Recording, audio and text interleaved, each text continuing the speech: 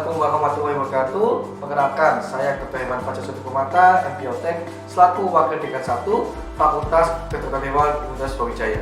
Kami ucapkan selamat datang para raja Brawijaya di Universitas Brawijaya, khususnya di Fakultas Kedokteran Hewan Universitas Brawijaya.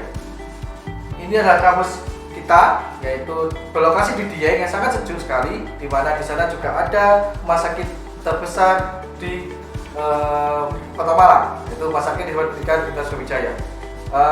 Di Malang merupakan kota yang sangat strategis, di mana Malang merupakan kota metropolitan yang kaya akan pengembangan lover atau hewan peliharaan, juga disekelilingi oleh berbagai macam stakeholder dari hewan, contohnya taman safari, kemudian greenfield dan sebagainya.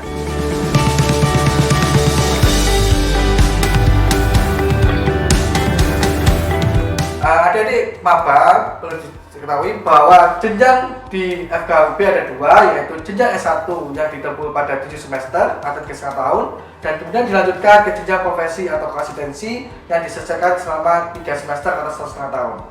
Namun perlu diketahui bahwa Universitas Brawijaya menyelenggarakan juga program fast track, di mana adik-adik bisa pada semester 7 bisa melanjutkan pada program S2, kemudian lanjut ke koas. Namun mohon maaf, pada jenjang profesi tidak bisa disambung dengan S2, maka ada dua pilihan, yaitu bisa lanjut ke program S2 dulu kemudian koas, atau habis S1 kemudian lanjut ke koas.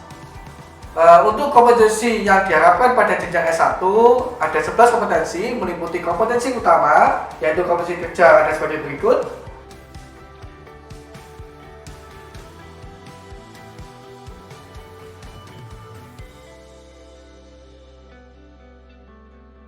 Dan kompetensi penunjang adalah sebagai berikut. Kompetensi penunjang ini merupakan kekhasan FKUB, di mana salah satunya adalah FKUB ingin tonjol pada wawasan molekuler, kemudian juga ada bioteknologi, dan juga bagaimana mahasiswa FKUB bisa bekerjasama antar multidisiplin.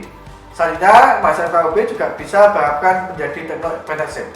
Kemudian untuk kompetensi yang diharapkan pada program profesi dokter hewan dan 9 kompetensi.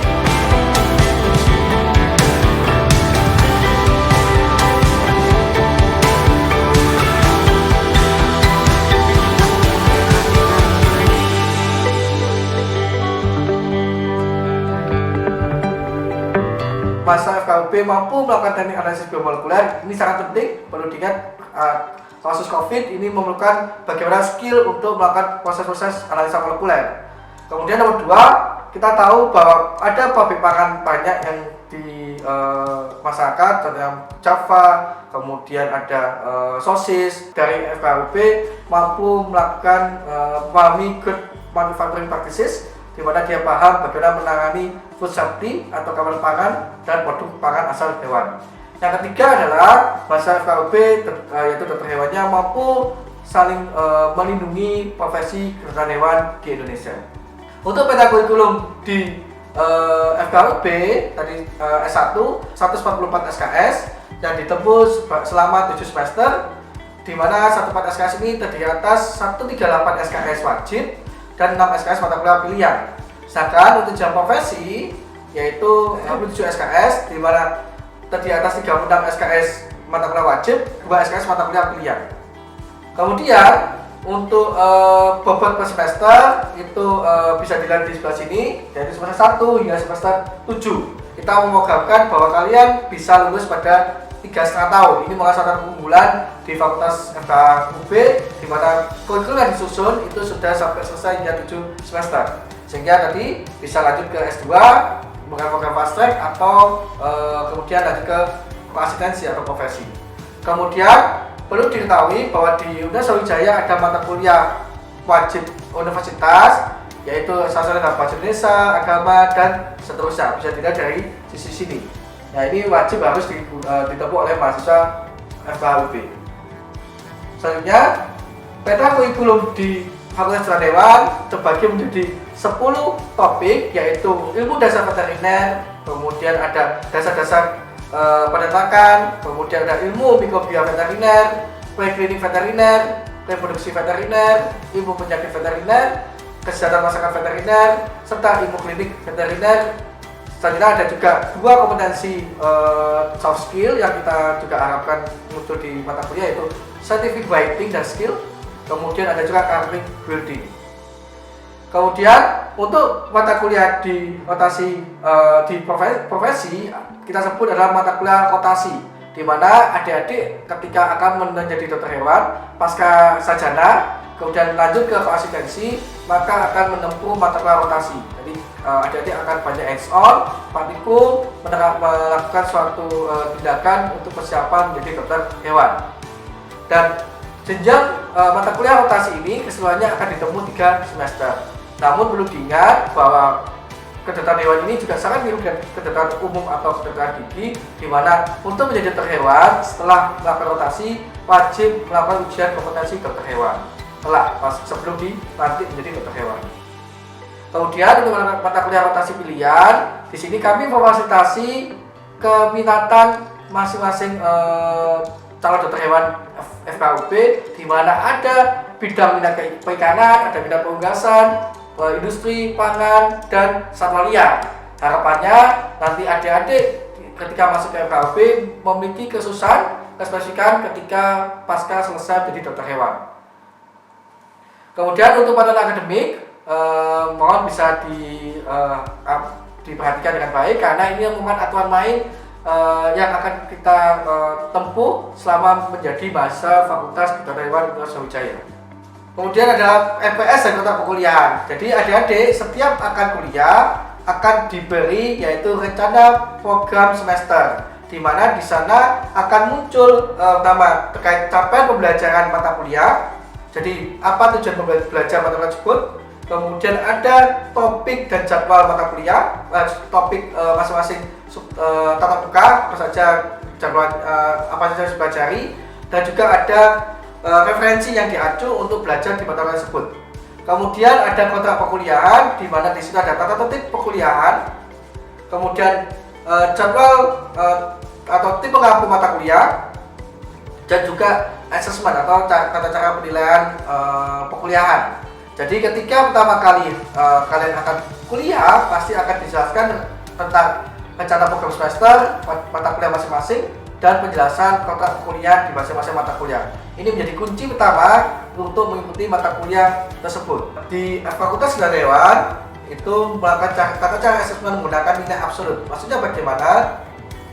Bahwa nilai yang didapat itu mengikuti aturan di sebelah sini. Di atas nilai 80 maka kalian akan dapat nilai A. Kemudian seterusnya di sini berlaku ada nilai B+, B, C+, C, D+, dan D, dan E. Untuk kemudian nanti kalian harus lulus menjadi sarjana kedokteran hewan ataupun dokter hewan, tidak boleh ada nilai E sama sekali, dan nilai D dan nilai D+-nya tidak boleh lebih dari 10%. Kemudian untuk program pada semester selanjutnya itu tergantung dari IPK semester, di mana IPK semester didapat dari bobot yang didapat nilainya, misalnya A adalah 4 dikali SKS mata kuliah tersebut, di total nilai semuanya dibagi dengan total SKS yang kalian program pada semester ini. Jika kalian mendapatkan IPK di atas 3, maka kalian bisa memprogram 24 SKS ya, tanpa ada biaya tambahan, sehingga otomatis bagi mahasiswa yang rajin dan nilainya bagus, otomatis akan mempercepat masa studi supaya tidak ada hambatan di belakang. Ini akan pengalaman di sini di FKUP, jika masanya cepat pasti akan bisa lulus kerja pada lulus 3,5 tahun. Pasti saya yakin mahasiswa 2020 ini adalah putra-putri pilihan yang akan masuk di Fakultas Kedokteran Hewan Universitas Sriwijaya. Lalu untuk saat ujian ada 2, yaitu ada saat ujian akhir semester atau UAS, di mana kehadiran kuliah wajib minimal 80% kuliah. Namun untuk praktikum wajib datang 100%, sehingga mohon bisa menjaga kesehatan dan tubuh supaya kemudian tetap selalu prima dalam mengikuti perkuliahan dan praktikum. Selanjutnya, tidak boleh melakukan kecurangan saat ujian. Jika mengetahui saat kecurangan, maka akan digugurkan mata kuliah 1 semester. Artinya E semua akan menjadi IPK-nya 0 karena tidak telah melakukan pelanggaran kecurangan. Selanjutnya, untuk saat ujian skripsi atau ujian komprehensif, yaitu kalian harus lulus PK 2 maba dan prima, merupakan sebagai rangkaian pembelajaran masa baru. Mohon setelah kalian lulus, mohon sertifikatnya disimpan karena akan digunakan sebagai syarat untuk melakukan ujian akhir skripsi. Kedua adalah mengikuti tes TOEFL ITP. Karena merupakan arahan dari universitas bahwa mahasiswa UB juga wajib memiliki kompetensi bahasa Inggris yang baik. Yang ketiga adalah mengikuti tes komputer. Ya, itu juga harus lakukan. Kalian bisa melakukan ujian itu H-2, jadi H-2 tahun nantinya, karena syarat ITP ini berlaku 2 tahun, jika kalian bisa melakukan tes TOEFL ketika masuk pada tahun ketiga. Lalu macam-macam tugas akhir ada 2 di S1 dan 1 di profesi. Untuk S2, untuk di S1 mulai tahun ini angkatan 2019 dan kemarin tahun ini kita melakukan adanya KKN, yaitu kuliah kerja nyata, sebagai bentuk pengabdian mahasiswa kepada desa atau masyarakat sekitar Malang. Nah, di mana bobotnya dapat SKS dilakukan di semester antara 4 ke 5. Nah, ini merupakan salah satu tugas akhir di jenjang S1. Kedua, tugas akhirnya adalah skripsi yang merupakan penelitian bersama dengan dosen, dibimbing oleh dosen. Kalian bisa ikut terlibat dalam penelitian dosen sehingga akan memudahkan dalam skripsi, dan bobotnya cukup besar, yaitu 6 SKS. Selanjutnya adalah di program profesi dokter hewan, itu ada tugas akhir, yaitu tugas akhir PPDA, bobotnya 1 SKS berupa studi kasus yang didapat selama pengasistensi. Selanjutnya yang perlu saya jelaskan di akhir ini adalah kalian harus memperhatikan batas studi, di mana saya harapkan tidak menjadi bahasa abadi. Batas studi untuk bahasa S1 adalah 7 tahun, yaitu 14 semester.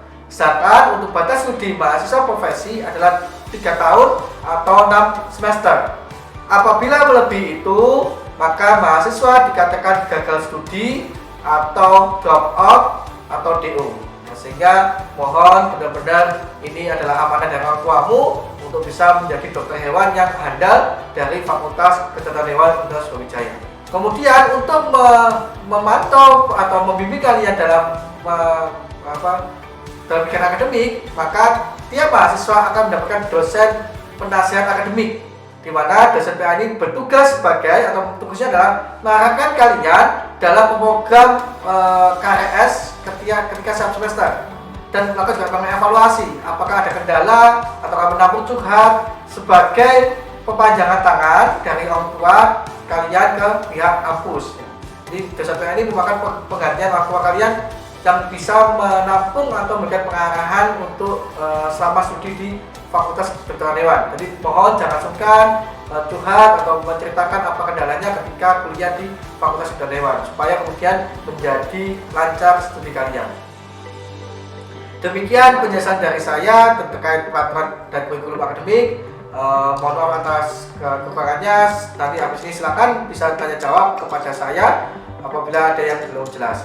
Saya lagi ucapkan selamat datang dan selamat bergabung para calon dokter hewan Raja Brawijaya FKUP. KH, yes we are.